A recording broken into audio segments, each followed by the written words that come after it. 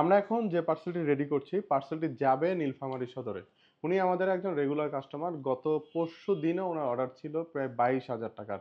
উনার ফিশগুলো পছন্দ হয়েছে, তাই উনি আবার অর্ডার করেছেন প্রায় 9,000 টাকার মাছ। উনি দারুণ, দারুণ কয়েকটা মাছ অর্ডার করেছেন। হ্যাঁ, সেটা হচ্ছে নদীর পাঙাশ অর্ডার করেছেন, যেটা ওয়েট ছিল প্রায় 5 কেজির কাছাকাছি। পাঙাশটা একটু দেখাও। এই নদীর পাঙাশটা অর্ডার করেছেন উনি। প্রায় 5 কেজির কাছাকাছি ওয়েট আছে এই নদীর পাঙাশের। আর আছে একটা নদীর বোয়াল, যেটা ওয়েট ছিল 2 কেজি প্লাস।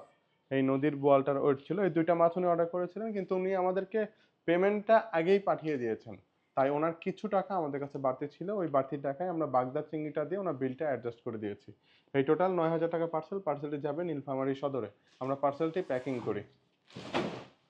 উনি মাছগুলোকে আস্ত নিয়েছেন, আমরা এভাবে আস্ত প্যাকিং করে দিচ্ছি। আমরা নদীর বোয়ালটা দিলাম আর নদীর পাঙাশটা দিলাম। এখন এক